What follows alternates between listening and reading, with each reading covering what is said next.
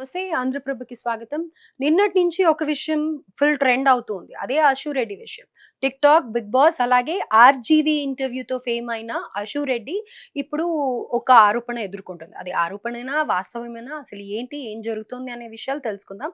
ప్రస్తుతం మనతో పాటు cine and political analyst Dasari Vignan గారు ఉన్నారు. వారితో మాట్లాడదాం. నమస్తే సార్. నమస్తే.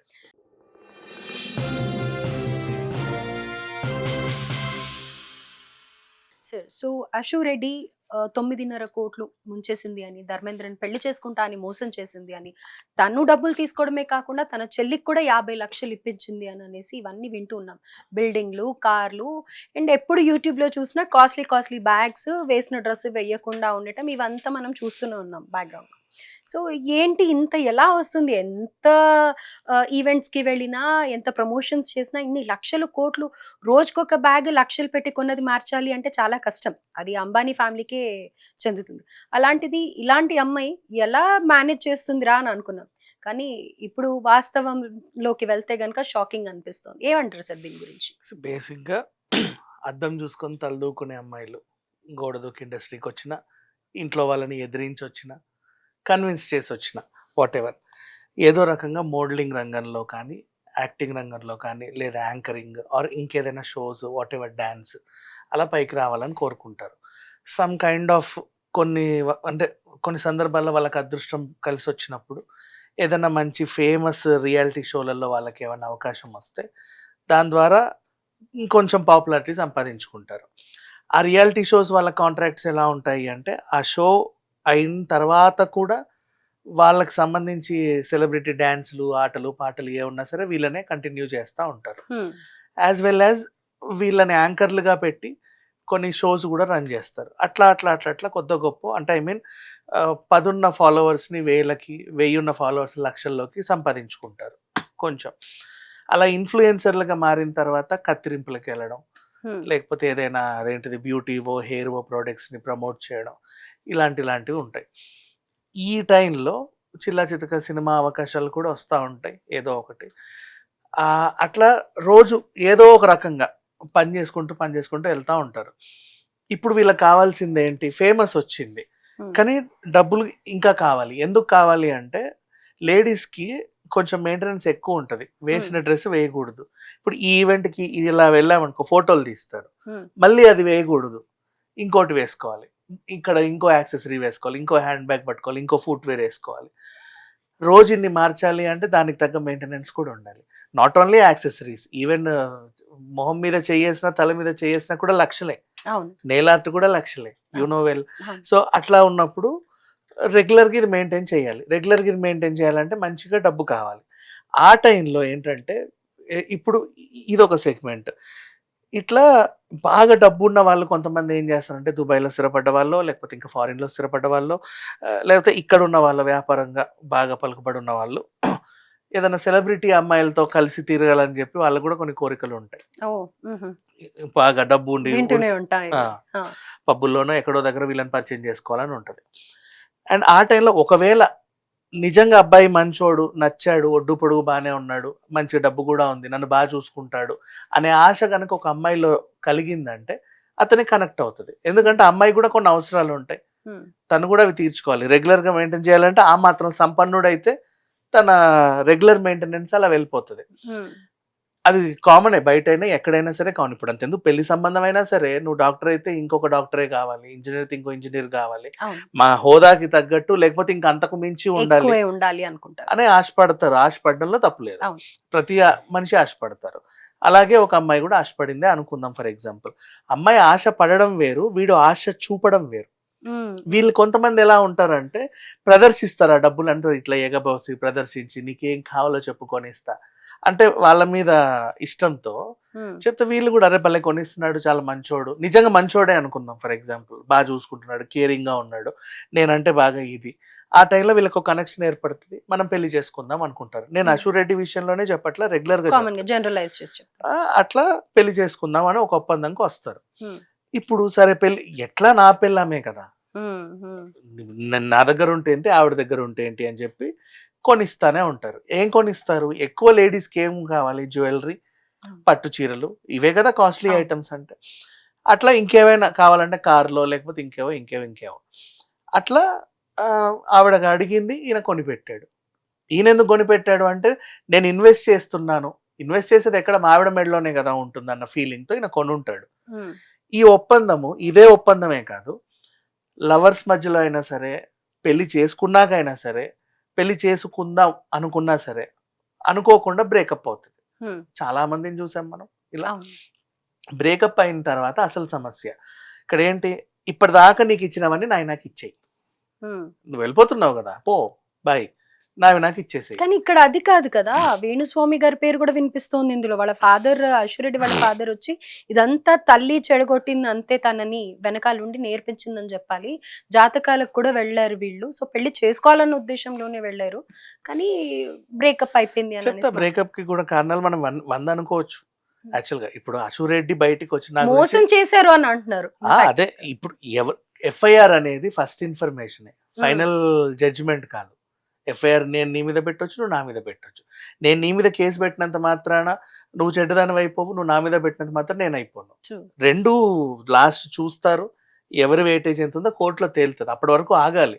కాకపోతే ఏంటంటే ఎఫ్ఐఆర్ పెట్టిన క్షణం నుంచి ఈమె నిందితురాల్ని చేసేసి వార్తలు వేస్తా ఉంటారు. సేమ్ నిన్న మంగ్లీ విషయంలో అదే జరిగింది, మొన్న హేమ గారి విషయంలోనూ అదే జరిగింది. ఈ హడావిడి మీడియాకి ఏం కావాలంటే, ఆ టైంకి వాళ్ళని దాహం తీర్చే వాళ్ళు ఎవరున్నా కావాలి.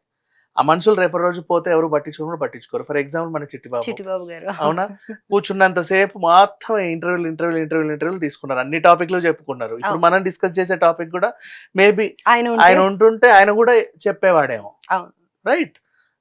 వాడుకున్నారు. తర్వాత ఇప్పుడు ఆయన పోతే ఎవరు రాలేదే మరి మైకులు పట్టుకున్న వాళ్ళంతా. అట్లా వీళ్ళంతా ఇప్పుడు హేమ ఉంది, డ్రగ్గులు అన్నారు. పాప ఆమె తీసుకోలేదు, ఏం చేయలేదు, ఇదిగోండి కాపీ, కేసు కొట్టేశారంటే కొట్టేశారు అంతేలే అన్నారు, పట్టించుకోలేదు. మంగ్లీ విషయంలో కూడా అదే జరిగింది. మంగ్లీ తర్వాత మాట్లాడుకుందాం. ఇకపోతే ఈఎంఐది అశురెడ్డి అని వేసేస్తున్నారు. ఆమె వర్షన్ కూడా వినాలా?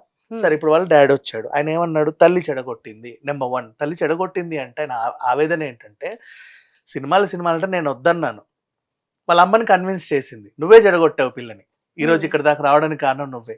క్యాజువల్గా ఇంట్లో అనుకుంటారు కదా, అలా అన్నాడే తప్ప నా పిల్లమే నా కూతుర్ని చెడగొట్టిందని ఎలిగేషన్ పాస్ చేయాలి. అదొక ఆవేదన అంతే, దాన్ని అలాగే చూడాలి. నెక్స్ట్ ఇంకా వేణుస్వామి అన్నావు, అదేంటంటే ఇప్పుడు మా ఇద్దరు జాతకాలు కలిసాయి చూడండి అన్నావు అనుకో, కలవలేదు అంటే నువ్వు అటు వెళ్ళిపోతావు, వాడు అటు వెళ్ళిపోతాడు, నాకు ఫీజు ఎవరు ఇస్తారు?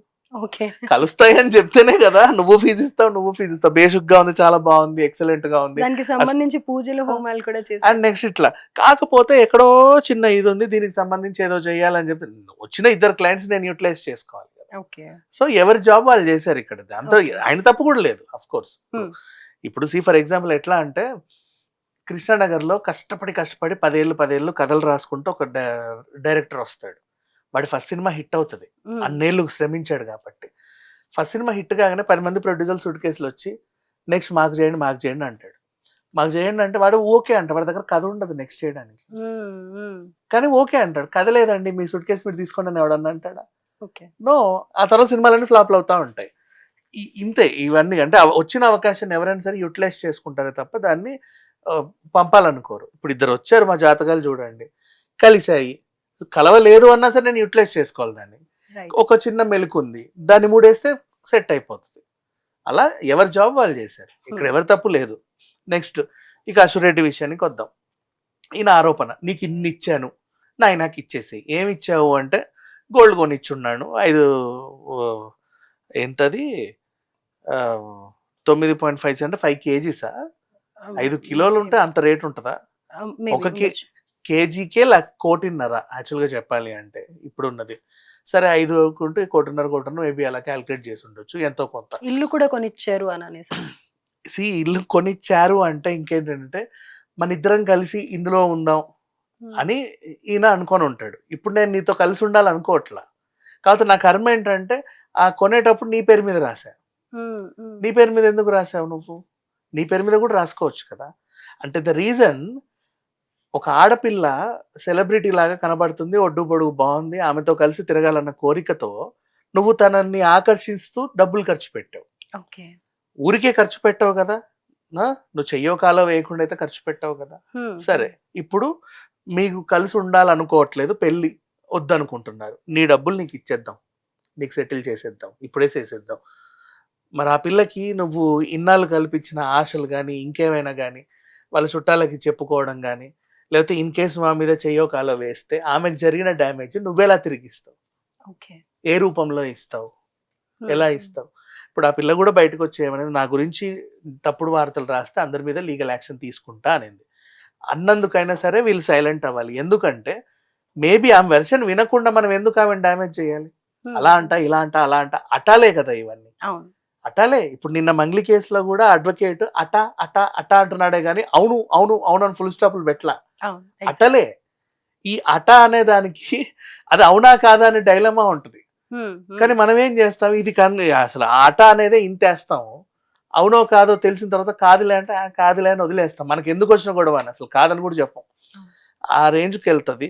ఇకపోతే ఈ అమ్మాయి వెర్షన్, ఇప్పుడు వాళ్ళ నాన్న వెర్షన్ విన్నాం, నాన్న వెర్షన్ ఆవేదన మాత్రమే అని చెప్పాడు. వాళ్ళ అమ్మాయి ఈరోజు సోమవారము ప్రెస్ మీట్ పెట్టాలనుకుంటుంది, నాకు ఫోన్ చేసింది, హైదరాబాద్ వస్తానంటుంది అని చెప్పేసి ఆయన ఏదో అన్నాడు. మేబీ తను వచ్చి ఒకవేళ ప్రెస్ మీట్ పెడితే తన వెర్షన్ కూడా వినాలి కదా. ఎగ్జాక్ట్లీ. ఏం జరిగిందో తెలియదు మా, సింపుల్ గా ఒక దారిన పోయే దాన వెళ్ళి ఒక అమ్మాయి మీద కంప్లైంట్ పెట్టాడు. వాళ్ళకి తెలిసిందే పెద్ద న్యూస్ ఆ చేసేసారు. కంప్లైంట్ నే ఆధారంగా చేసుకొని ఈమె అదంట ఇదంట అదంట ఇదంట, నెక్స్ట్ రేపటి రోజు చేసే డ్యామేజ్. ఇప్పుడు హేమ విషయంలో అలాగే జరిగింది, నిన్న మంగ్లీ విషయంలో అలాగే జరిగింది, ఇప్పుడు అశురెడ్డి విషయంలో కూడా అలాగే జరుగుతా ఉంది. మీరు డ్యామేజ్ చేసేస్తున్నారు, రోడ్డు మీదకి వదిలేస్తున్నారు. పాపం తర్వాత వాళ్ళ తప్పేం లేదట అని తెలిసినప్పుడు ఎవరు మాట్లాడుకోవట్లేదు. వాళ్ళకి మాత్రం వాళ్ళంతటా వాళ్ళు ప్రెస్ మీట్ పెట్టి మా తప్పు లేదు ముర్రో అన్నా కూడా పట్టించుకోవట్లేదు. ఎగ్జాక్ట్లీ. ఇట్లా ఉంది సంగతి. సరే, అశురెడ్డి వర్షన్ విన్న తర్వాత ఇప్పుడు మనకు అర్థమైంది ఏంటి, ఒక ప్రపోజల్ బ్రేకప్ అయింది అంతే. బ్రేకప్ అయినప్పుడు నేను నీకు ఇచ్చిన నాయనకి ఇచ్చే, నువ్వు నీకు ఇచ్చిన నేను నీకు ఇచ్చేసేయి. సో బోత్ సైడ్స్ ఉంది ఇక్కడ. ఉంటది. కానీ ఇక్కడ అమ్మాయి అబ్బాయి కదా, అబ్బాయి ఖర్చు పెట్టాడు ఇచ్చేస్తావు. మరి నువ్వు అమ్మాయిని దోచుకున్నావు కదా, ఇన్ కేసు ఒకవేళ దోచుకొని ఉంటే ఆమెకి ఎలా న్యాయం చేస్తావు? ఇవన్నీ ఎలా ఉంటాయంటే ఎప్పుడో బ్రేకప్ అవుతుంది. ఇప్పుడు ఆమె మీద ఏదో ఇష్యూ వచ్చింది కేపీ చౌదరి విషయంలో, మేబీ అట్లీస్ట్ ఇట్లాంటివి వచ్చినప్పుడే ఇట్లాంటి బ్రేకప్లు అవుతా ఉంటాయి, గొడవలు పడడం, అది ఇది చేయడం, సమ్ కైండ్ ఆఫ్. నువ్వు నన్ను అంత అర్థం చేసుకున్నప్పుడు నువ్వు ఎందుకు నాకు గెట్ లాస్ట్ అని ఈఎంఐ అంటది.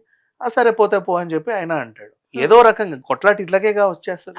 అర్థం చేసుకోకపోవడం వల్లే ఆలు మగల మధ్య గొడవలు వస్తాయి, అబ్బాయి అయినా అమ్మాయి అయినా పెళ్ళామైనా ఎవరైనా సరే ప్రేయస్ అయినా. సో ఆ బంధం చెడింది. చెడిన తర్వాత ఏమైందంటే ఈయన బాగా సంపన్నుడు అయ్యి ఉండి కోట్లు లక్షలు ఖర్చు పెట్టాడు. అవన్నీ నాకు కావాలి, ఇప్పుడు నేను ఊరికే ఎందుకు ఇవ్వాలి నీకు, నెక్స్ట్ నేను ఇంకెవరన్నా ప్రేమించుకొని ఆవిడకి ఇచ్చుకుంటా కదా అవన్నీ అనేది ఈయన వెర్షన్. మరి ఈ ప్రేమలో నువ్వు నాకు జరిగిన డ్యామేజ్ నేను చేయాలనేది ఈవిడ వెర్షన్. ఆవిడ వెర్షన్ ఇంకా చెప్పాలా, నేను చెప్తున్నా. మేబీ ఒకవేళ ఇది ఏ విధంగా అమ్మాయిలు బయటకు వచ్చి చెప్తే నెక్స్ట్ ఇంకొకటి, ఒకవేళ అశురెడ్డి ఇలా చెప్పినా కూడా ఆవిడకి డ్యామేజ్. ఏంటంటే బయటకు వచ్చి అవునండి అతను నన్ను ఇలా చేశాడు అలా చేశాడు అంటే నెక్స్ట్ ఈ అమ్మాయికి అవకాశాలు రావు. ఈ టైప్ ఆఫ్ కంప్లైంట్స్ ఎదుర్కొన్న ఏ ఆడపిల్లకి ఇండస్ట్రీలో తర్వాత అవకాశాలు రాలా. కాస్టింగ్ కౌచ్ గురించి మాట్లాడినా, ఇంకేదన్నా కేసులో ఇరుక్కున్నా, ఏమైనా అస్సలు అవకాశాలు రాలా, ఎదగల.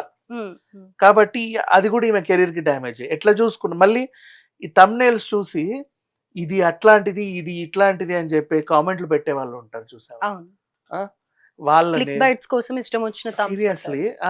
అండ్ అది నమ్మి ఈ నెటిజన్స్ పిచ్చి పిచ్చి కామెంట్లు బూతులు తిట్టేస్తారు. ఆడది కనిపిస్తే చాలు, ఆమె ఎట్లాంటిదైనా పర్లా ఇన్ని బూతులు తిడతారు. అవన్నీ కూడా ఆమెకి డ్యామేజే కదా. ఎలా భర్తీ చేస్తారు ఇవన్నీ చెప్పు? ఒక్కొక్క బూత్ని రేపటి రోజు సరే వీడికి 10 కోట్లు ఇచ్చేద్దాం, రేపు వెళ్ళి ప్రతి కామెంట్ ని చెరిపేసి మంచిది మంచిది అని రాపిస్తావా వాళ్ళ చేత? No, you don't do anything. పరువు అయితే తీస్తావు. వై? బికాస్ అమ్మాయి సెలబ్రిటీ, ఆమె గురించి మాట్లాడితే 10 ఛానళ్ళు వెంటనే వచ్చేస్తాయి కాబట్టి. ఇప్పుడు అదే అశురెడ్డి కాకుండా అక్కడ ఇంకేదో ఏ ప్రవళికో లేకపోతే ఇంకెవరో రాజరాజేశ్వరో ఉంది, ఆమె ఎవరికి తెలియదు అనుకో, ఈ కంప్లైంట్ అసలు ఒక న్యూస్ పేపర్లో ఇంత ఆర్టికల్ అంతే, రైట్? ఇప్పుడు ఆ అమ్మాయి కాబట్టి ఇంత చెప్పుకుంటున్నారు. Exactly right sir. సో ఒక పాజిటివ్ వర్షన్ ఇచ్చారు మీరు, ఎందుకంటే 2 చేతులు కలిస్తేనే చప్పట్లా అని అంటారు. సో ఇద్దరు సైడ్ ఉంటుంది. అశురెడ్డి ఏంటంటే ఇంకా బయటికి రాలేదు, ఏం చెప్పలేదు కాబట్టి మనకి వినాలి కదా. అమ్మాయిది వినకుండా మనము ఎంత. అండ్ ఇంకోటి మరి ఈ చెప్పాలి కదా వెంటనే అంటారు. వెంటనే ఎందుకు చెప్పాలి? అందరి మైండ్ సెట్ ఒకలా ఉండదు. 10 ఛానల్స్లో ఒక పెద్ద ఎలిగేషన్ వచ్చింది, అమ్మాయి తేరుకోవాలి, మళ్ళీ గతంలన్నీ తవ్వుకోవాలి, స్టెప్ బై స్టెప్ సేకరించుకోవాలి, అప్పటికప్పుడు దొరుకుతాయి ఏమైనా, అన్ని సేకరించుకొని ఆధారాలతో ముందుకు రావాలి. కనీసం జిరాక్సులు తీసుకోవడానికన్నా ఒక రోజు టైం పడుతుంది, ఎగ్జాక్ట్లీ. ప్రెస్ ముందు కూర్చోవాలన్నా. అవును. అట్లా ఏం కొంచెం అటు ఇటు మాట్లాడినా ఆ? అదిగో చూసావా కవర్ చేసుకుంటుంది అంటది. అని అంటారు. కాబట్టి కొంచెం స్పేస్ ఇవ్వాలా. వెంటనే వచ్చి మాట్లాడని ఎవరిని కూడా విసిగించొద్దు. వాళ్ళు వస్తారు, ఒక టైంకి వచ్చి అన్ని క్లారిటీలు ఇస్తారు. Right sir, thank you sir.